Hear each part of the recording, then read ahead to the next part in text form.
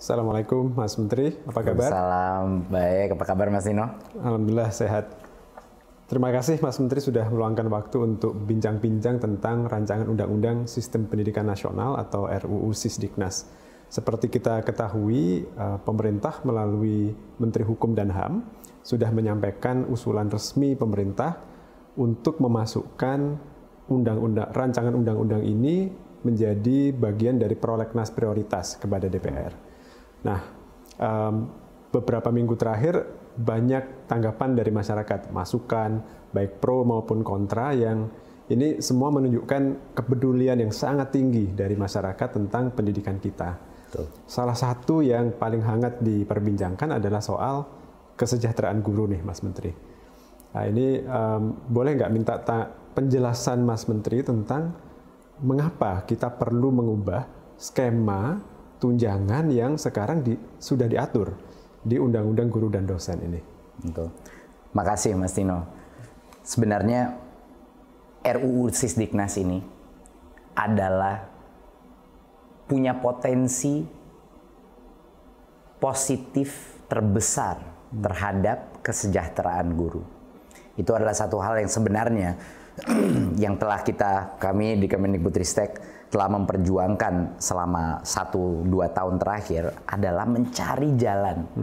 Bagaimana caranya kita bisa meningkatkan kesejahteraan guru dan bagaimana caranya kita bisa tidak mengecewakan guru yang sudah bertahun-tahun ini, berpuluh-puluh tahun menunggu tunjangan mereka tetapi masih mengantre dan tidak mendapatkannya.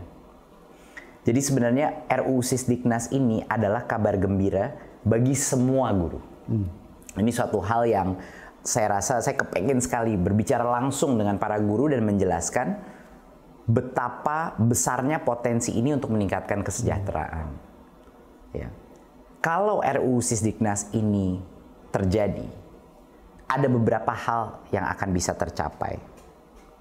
Yang pertama adalah RUU Sisdiknas ini menjamin bahwa guru-guru yang sudah menerima sertifikasi dan tunjangan tidak akan ada penurunan apapun. Mereka akan terus menerima tunjangan profesi mereka sampai dengan pensiun. Jadi aman, tidak perlu khawatir. Ya? Aman. Ada sekitar 1,3 juta guru yang saat ini menerima tunjangan dan mereka aman sampai pensiun. Ya. Ya. Tetapi ada 1,6 juta guru lainnya yang belum menerima tunjangan profesi. Ya, tunjangan apapun, dan mereka ini sudah bertahun-tahun, berpuluh-puluh tahun menunggu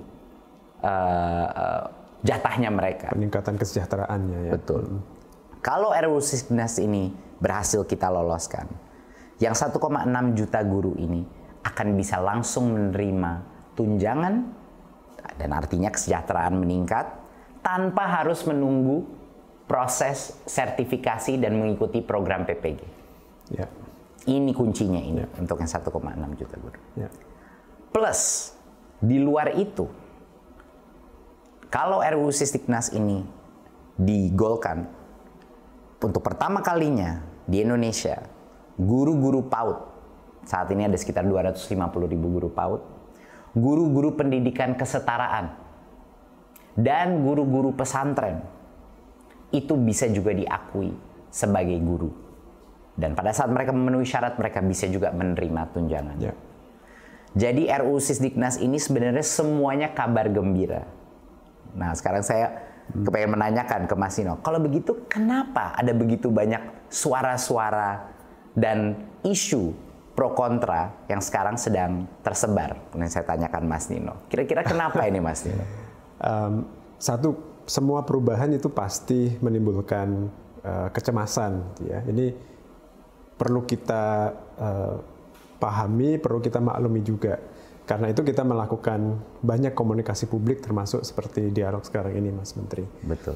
Ada kekhawatiran bahwa pertama bagaimana dengan guru-guru yang tadi sudah menerima tunjangan, kalau undang-undang yang lama dicabut, apakah tunjangan mereka tetap diterima? Dan ini Mas Menteri tadi tegaskan bahwa mereka tetap dijamin menerima tunjangan profesi yang sudah diberikan sampai dengan pensiun itu ada di pasal 145 ayat 1. Betul. Jadi di pasal RUU Sisdiknasnya, Betul. bukan janji dari pemerintah. Bukan, itu eksplisit ada. Ya, ada jaminan. Jadi ada aman. ketentuan transisi yang menjadi pengganti dari undang-undang yang dicabut. Ya, jadi itu aman. Insya Allah itu meredakan kecemasan 1,3 juta guru yang sudah menerima tunjangan ini. Ya. Nah, pertanyaan dari yang belum menerima ini juga valid. Ya. Kalau di Undang-Undang Guru dan Dosen sekarang diberi janji untuk bisa menerima TPG, tapi harus antri pendidikan profesi guru yang bertahun-tahun. Tapi kalau itu dicabut, bagaimana dengan nasib mereka? Nah, ini kan jawabannya agak berbeda untuk ASN dan untuk non-ASN ya, Betul. Mas Menteri. Mungkin Mas Menteri bisa menjelaskan skema untuk ASN kira-kira seperti apa nih? Kenapa guru-guru ASN dan calon ASN yang sekarang berproses guru-guru honorer yang ingin menjadi P3K ini, kenapa mereka juga diuntungkan dengan adanya perubahan pengaturan yang kita ajukan? Mungkin Mas Nino untuk menjelaskan ini, kita harus kembali dulu ke tahun 2005. Dan kita harus membahas sedikit mengenai Undang-Undang Guru dan Dosen. Betul. Jadi pasti banyak guru-guru ini semua menanya, kenapa sih saya untuk mendapatkan sertifikasi dan untuk mendapatkan tunjangan ini harus mengantre? Kenapa? Alasannya adalah, dan ini harus dijelaskan ke setiap guru di Indonesia, alasannya adalah di dalam Undang-Undang Guru dan Dosen tahun 2005, guru itu dipisahkan dari sistem ASN lainnya. Makanya disebut dalam Undang-Undang Guru dan Dosen itu ada kata-kata tunjangan profesi dan disebut berapa jumlah tunjangannya. Tetapi yang harus disadari oleh banyak guru-guru, di dalam Undang-Undang Guru dan Dosen itu, proses untuk mendapatkan tunjangan itu dikunci dengan namanya proses sertifikasi, yaitu PPG. Sementara sistem kita punya kapasitas yang terbatas untuk PPG. Ya. Per tahun kira-kira maksimal 60-70 ribu proses PPG itu. Dan itu harus dibagi dua. Harus ada PPG untuk guru-guru baru, Ya. prajabatan, Menggantikan yang pensiun. yang kita selalu kekurangan guru, ya, karena banyak yang pensiun setiap tahunnya. Plus harus dibagi sama PPG dalam jabatan, yaitu yang kita bahas hari ini. Guru-guru 1,6 juta guru ini yang masih belum, yang ngantre menunggu sertifikasi dan PPG. Jadi bayangkan, itu peraturan Mas Nino keluar di tahun 2005. Sekarang tahun 2022. Karena undang-undang tersebut, walaupun dengan itikat baik undang-undang itu, hanya 1,3 juta guru itu yang menerima sertifikasi. Jadi hampir 20 tahun untuk mencapai 1,3 juta guru disertifikasi. Kalau kita diam saja dan mengikuti peraturan itu, di mana disebut tunjangan profesi dan lain-lain, kita akan menunggu lebih dari 20 tahun lagi. Baru yang 1,6 juta ini bisa semua selesai disertifikasi, dapat PPG-nya, dan akhirnya menerima tunjangan. Sekarang bayangkan, kalau kita menanyakan, kalau saya itu di daerah, dari Sabang sampai Merauke, saya ngomong sama guru, kalau kita memberitahukan mereka, iya Anda harus menunggu 20 tahun lagi, iya mereka akan bilang, ya saya sudah pensiun Pak. Mereka akan, hampir setengah dari guru kita, itu tidak akan menerima sama sekali karena sudah pensiun. Nah, ini adalah suatu hal yang harus dimengerti oleh guru. Kenapa mereka harus mengantre? Karena di Undang-Undang Guru dan Dosen, mereka dikunci dengan sertifikasi karena ada pembedaan sistem tunjangan mereka. Makanya namanya tunjangan profesi disebut situ, itu yang membuat guru itu diperbedakan dari contohnya ASN lain. Sementara ASN yang lain itu tidak perlu menerima, tidak perlu melalui proses sertifikasi atau proses PPG untuk mendapatkan tunjangannya. Jadi kalau misalnya Mas Tino, guru-guru ini disetarakan kembali dengan undang-undang ASN, ini untuk guru-guru negeri ya. Kalau mereka untuk P3K, guru PNS, kalau mereka disetarakan lagi dengan undang-undang ASN, mereka akan bisa menerima tunjangan langsung tanpa mengantre sertifikasi dan PPG. Jadi kenaikan tunjangan ya, tanpa harus sertifikasi. Tanpa harus sertifikasi. Saya ingin sedikit memperdalam poin itu, Mas Silakan. Menteri. Tapi kalau boleh saya rangkumkan, yang disampaikan Mas Menteri ini adalah bahwa pengaturan di Undang-Undang Guru dan Dosen sekarang niatnya baik untuk memberi kesejahteraan yang layak bagi guru. Dan itu sama dengan niat kita gitu ya sekarang. Tapi itu sulit diimplementasikan karena mencampurkan dua hal. Satu, sertifikasi yang tujuannya adalah untuk kualitas, dan yang kedua kesejahteraan, tunjangan profesi untuk meningkatkan kesejahteraan. Betul. Dan urutannya jadi keliru urutannya ya. Kalau di Undang-Undang Guru dan Dosen sekarang sertifikasi dulu, kualitas dulu, baru boleh mendapatkan kenaikan tunjangan, kenaikan kesejahteraan. Padahal seharusnya ya, kalau orang bekerja menjalankan tugas sebagai guru, otomatis dia seharusnya mendapatkan penghasilan yang layak. Dan itu adalah kenapa kita pagi siang malam berjuang untuk RUU Sisdiknas ini. Karena menurut kami di Kemendikbudristek, kalau orang itu bekerja sebagai guru, dia harus mendapatkan tunjangan. Ya. Kenapa harus dia menunggu antrean sertifikasi lagi untuk mendapatkannya? Tetapi situasinya, kenapa ini ada polemik di masyarakat? Karena ada berbagai pihak yang sekarang mempertanyakan, melihatnya hanya sangat dari permukaan saja. Mereka melihat kata tunjangan profesi itu dikeluarkan dari undang-undang. Seolah-olah kita ingin menarik tunjangan. Padahal kebalikannya, Mas Nino. Kata tunjangan profesi itulah alasan kenapa 1,6 juta guru itu sekarang tidak menerima tunjangannya dan harus mengantre. Jadi disandra oleh pengaturan yang mengikat mereka harus sertifikasi dulu baru menerima penghasilan yang layak. Nah, kalau pertanyaan kritisnya begini, Mas Menteri, kenapa tidak ya Kemdikbud mempermudah saja proses sertifikasinya? Berikan saja sertifikasi bagi semua guru yang 1,6 juta tadi. Ya, tidak bisa. Kenapa? Karena sertifikasi itu adalah, analoginya adalah SIM. Ya kan Mas Nino? Seperti surat izin mengemudi. Untuk bisa menjadi guru, harus tentunya ada izin bahwa guru ini kualifikasinya tepat. Jadi kita harus melindungi konsep sertifikasi untuk guru-guru baru sebelum mereka diberikan izin untuk bekerja sebagai guru, baik di swasta maupun di negeri. Ini harus ada proses kualifikasi siapa yang boleh menjadi guru. Gitu. Selama ini di Undang-Undang Guru dan Dosen ini kan digabung proses sertifikasi dan tunjangan. Kita ingin memecahkannya sehingga yang sudah menjadi guru ya udah kita putihkan mereka. Mereka kita bisa berikan tunjangan tanpa mereka harus mengikuti proses sertifikasi. Dan benefitnya adalah sertifikasi masih terjaga. Untuk guru-guru baru kita memastikan guru-guru baru yang akan menjadi regenerasi proses transformasi ini kualitasnya baik. Plus kapasitas PPG itu bisa 100% kita dedikasikan untuk pelatihan dan sertifikasi guru baru. Sehingga menutup kebutuhan guru kita yang setiap tahunnya itu selalu ada kekurangan karena pensiun.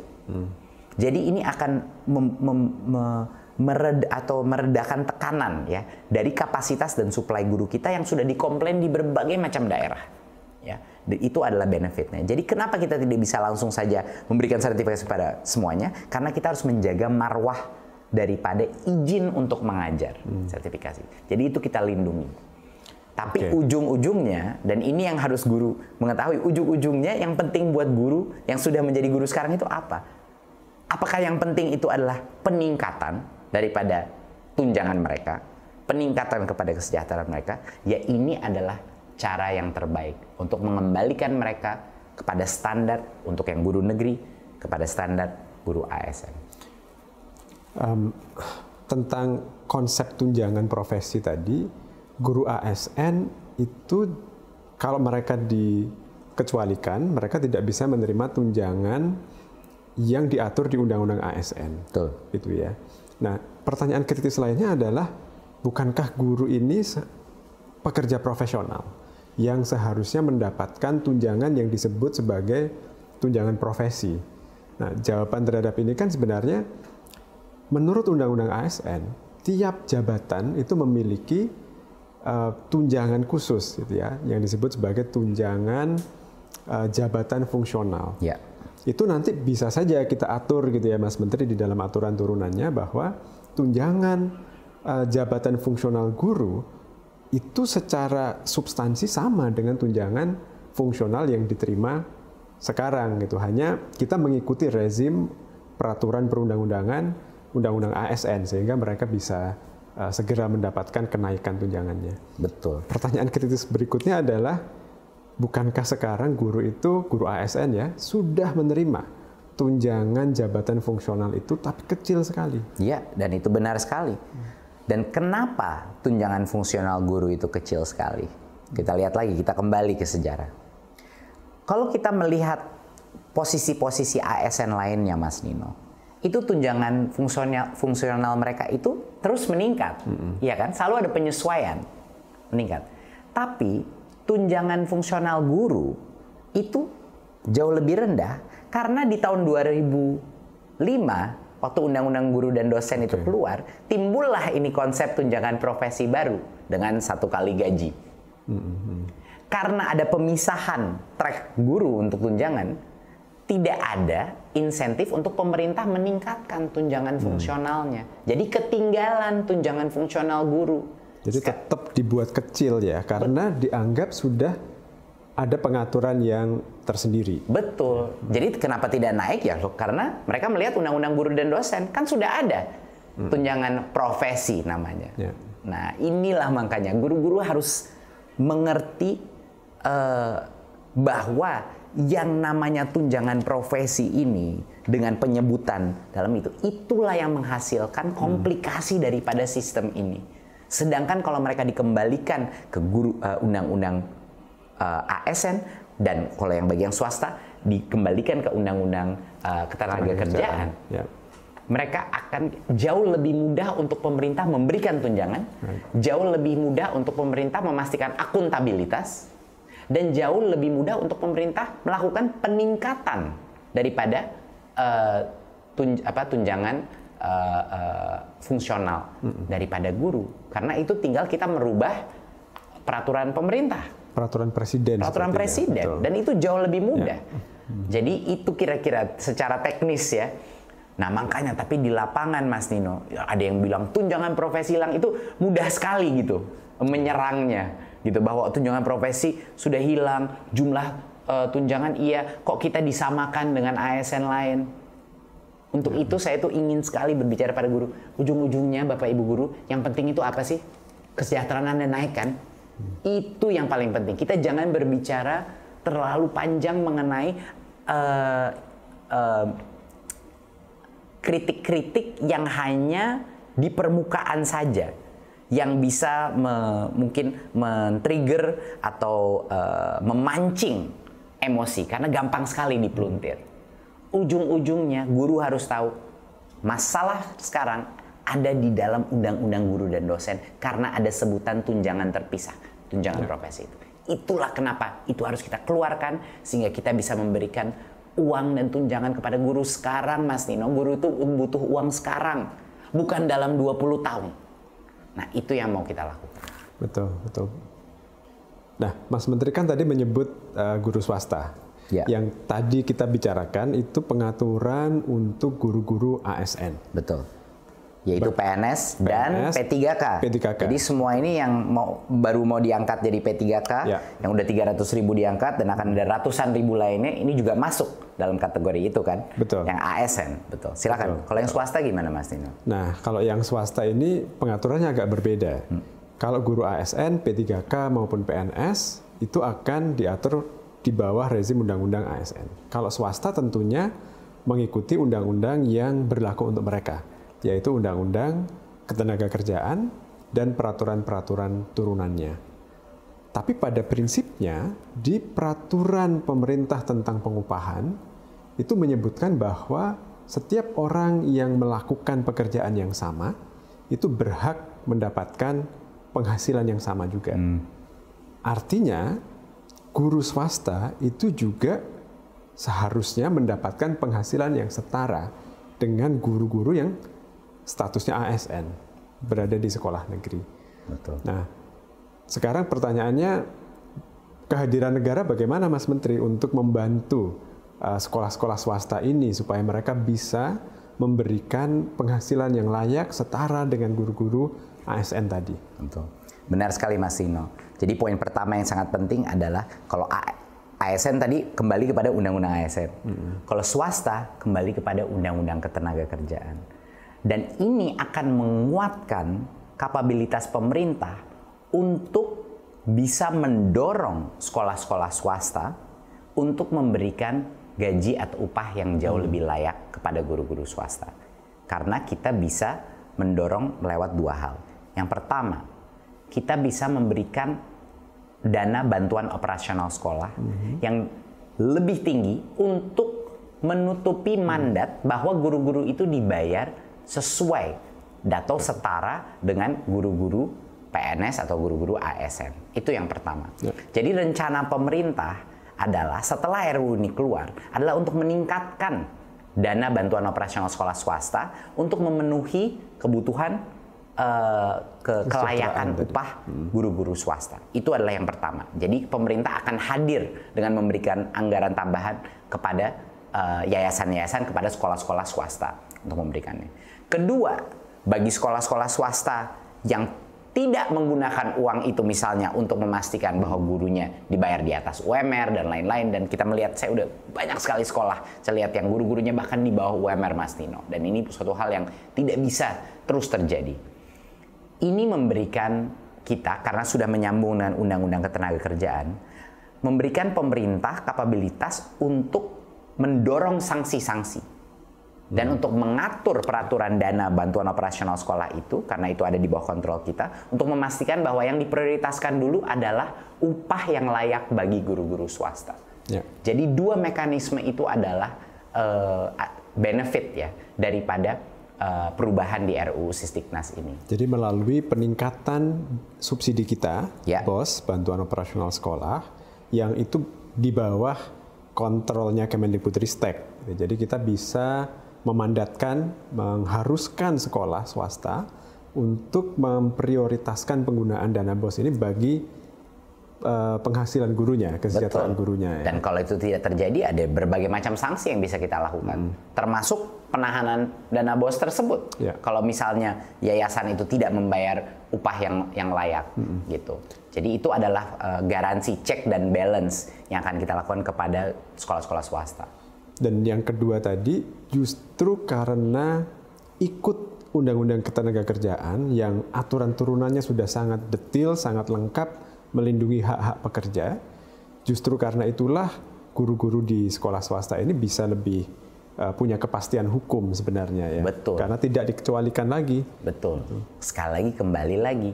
Masalahnya di guru swasta, kenapa banyak guru dibayar UMR dan lain-lain? Karena ini ada pengecualian guru di Undang-Undang Guru dan Dosen dengan adanya namanya disebut tunjangan profesi. Jadi baliknya ke situ lagi Mas Tino, ujung-ujungnya. Buat guru negeri, guru swasta, guru honorer, semuanya ini seperti yang Mas Tino bilang, tersandera dengan konsep tunjangan profesi guru. Padahal di Undang-Undang ASN dan di Undang-Undang Ketenagakerjaan itu bisa jauh lebih terlindungi dan bisa langsung mengalami peningkatan kesejahteraan. Itu sebenarnya. Oke Mas Menteri, jadi guru swasta akan diatur melalui peraturan perundang-undangan yang mengikuti Undang-Undang Ketenagakerjaan. Dan mereka akan bisa mendapatkan perlindungan kepastian hukum yang lebih di sana ya. Nah, tetapi ada persepsi bahwa kalau seperti itu, maka guru tidak menjadi khusus lagi. Itu apa betul seperti itu Mas Menteri?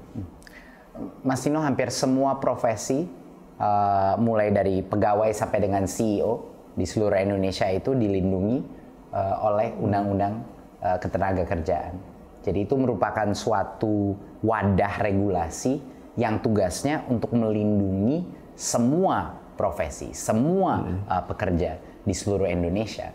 Jadi termasuk guru, termasuk CEO, dokter, insinyur, dan lain-lain. Jadi ini bukan sesuatu yang baru atau sesuatu yang ingin merendahkan guru, tapi malah untuk memastikan bahwa guru mendapatkan perlindungan yang seluruh sektor ekonomi kita juga mendapat perlindungan tersebut.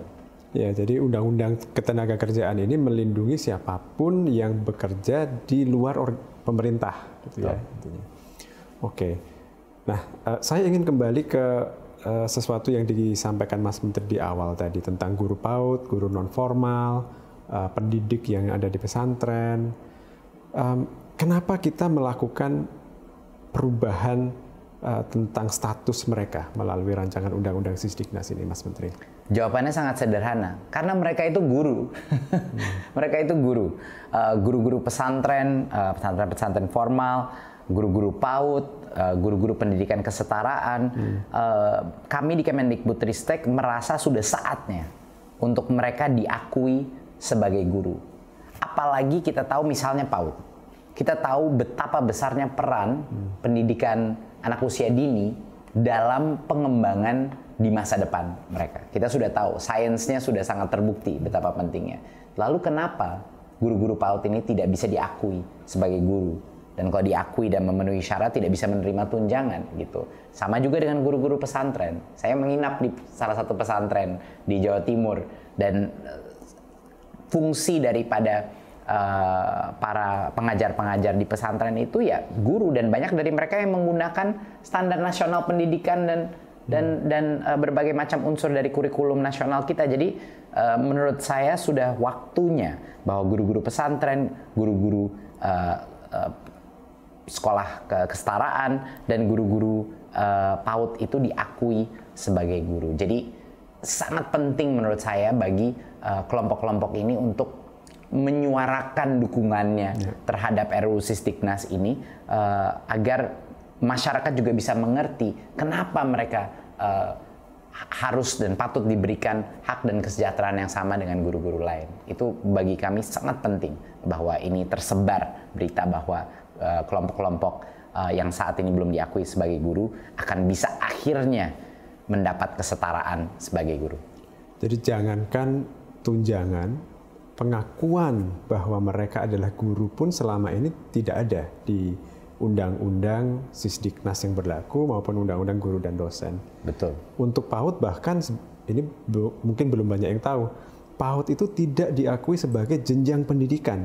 Betul. Di Sisdiknas yang sekarang berlaku. Jadi betul, rancangan undang-undang Sisdiknas yang kita ajukan ini ingin membuat tata kelola yang jauh lebih inklusif dan jauh lebih adil bagi semua yang menjalankan peran sebagai guru ya. Betul. Jadi ini adalah RUU dengan aspirasi inklusi yang sangat besar. Jadi benar-benar arah dan spirit daripada RUU ini adalah inklusi. Ayo kita sama-sama gotong royong, kita libatkan yang tadinya dikeluarkan dari sistem, kembali masuk ke dalam sistem. Baik. Mungkin menjelang akhir saya ingin menanyakan tentang kepastian nih Mas Menteri. Semua yang kita sampaikan tadi itu tergantung pada peraturan turunan dari rancangan undang-undang Sisdiknas ini. Nah, apa jaminannya bahwa setelah RUU ini disahkan, peraturan turunannya akan mencerminkan apa yang kita cita-citakan melalui rancangan undang-undang Sisdiknas ini? Betul. Mungkin untuk menjawab itu saya menanyakan pertanyaan dulu. Apa jaminannya waktu undang-undang guru dan dosen di tahun 2005 memberikan tunjangan profesi? Ya. Apa jaminan yang telah terjadi? 20 tahun itu guru-guru menunggu dan hanya sebagian yang sudah menerima. Jadi undang-undang yang saat ini sudah ada itu pun ternyata tidak menjamin. Karena tidak bisa diimplementasikan ternyata. Betul, ya. Betul. Nah, itulah alasan kenapa pemerintah sekarang mengambil posisi dan sedang menyiapkan berbagai macam peraturan turunan yang kami siapkan untuk tahun ini dan tahun depan, 2023. Inilah kenapa ada urgensi bahwa masyarakat terutama guru harus bersuara untuk mendukung RUU Sisdiknas ini. Agar di tahun 2023 semua peraturan turunannya sudah bisa siap selama kita masih berada di sini di tahun 2023. Ini adalah poin yang menurut saya sangat penting. Dan bagi mungkin pihak-pihak yang masih tidak punya kepercayaan kepada pemerintah dalam aspek kesejahteraan guru, saya mudah sekali menjawabnya. Track record kita selama ini, Mas Nino, di Kemendikbudristek adalah keterpihakan yang sangat jelas kepada guru. Dan ada jutaan guru yang sudah merasakan keterpihakan Kemendikbudristek terhadap guru. Saya kasih contoh. Bantuan subsidi upah di masa COVID, itu kita yang perjuangkan. Pulsa bagi guru-guru dan murid-murid pada saat itu kita yang perjuangkan. Kita merubah mekanisme dana BOS untuk memberikan fleksibilitas terbesar untuk kepala sekolah bisa menggunakan dana BOS untuk membayar guru honorer. Dan selama berpuluh-puluh tahun baru sekarang ada titik terang untuk para guru honorer. Dan 300.000 guru honorer sudah menjadi P3K dan ratusan ribu lainnya akan menjadi P3K dan ASN. Dan grup-grup ini P3K pun yang akan menerima benefit daripada tunjangan fungsional yang bisa langsung diberikan kepada mereka daripada menunggu antrean lagi untuk sertifikasi. Jadi poin saya adalah saya dengar banyak suara-suara di luar situ yang selalu mencurigakan terhadap pemerintah saat ini. Tapi saya tidak perlu menyebut janji-janji ke depan. Lihat saja track record kita ke belakang. Betapa besarnya perjuangan kita untuk kesejahteraan guru. Dan kenapa kita mau merombak ini RUU Sisdiknas adalah untuk ini. Kenapa kita siap merepotkan diri, berjuang di parlemen, berjuang di Kementerian Keuangan, berjuang di Kemenpan RB untuk melakukan ini. Perjuangan ini adalah terutama untuk memastikan sistem ke depan memprioritaskan kesejahteraan guru.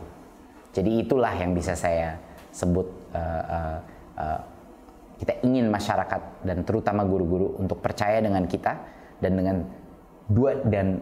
di tahun 2023 peraturan turunannya akan mencerminkan semua dan mencerminkan semua visi dan aspirasi tersebut. Dan saya yakin di tahun 2003 pada saat peraturan turunannya keluar dan RUU ini sudah digolkan, guru-guru akan tenang, guru-guru akan benar-benar merasa jauh lebih aman dari sisi kesejahteraan. Itu harapan besar saya. Jadi ada urgensi kenapa kita perlu membahas rancangan undang-undang ini bersama dengan DPR nantinya, Mas Menteri ya. Betul. Mungkin yang perlu kita tekankan juga adalah bahwa kita menjalankan semua prosedur dalam penyusunan undang-undang. Jadi kita mengikuti peraturan perundangan tentang pembentukan undang-undang dengan setia. Mulai dari tahap perencanaan dan sampai nanti kita membahas dengan DPR. Pelibatan publik juga sudah kita lakukan. Kita punya website yang memungkinkan masyarakat mengakses semua naskah akademik maupun naskah undang-undangnya secara lengkap dan juga memberikan umpan balik pertanyaan, masukan, pasal per pasal di sana. Jadi insya Allah kita terbuka melakukan proses ini. Kita tidak ada yang ditutup-tutupi.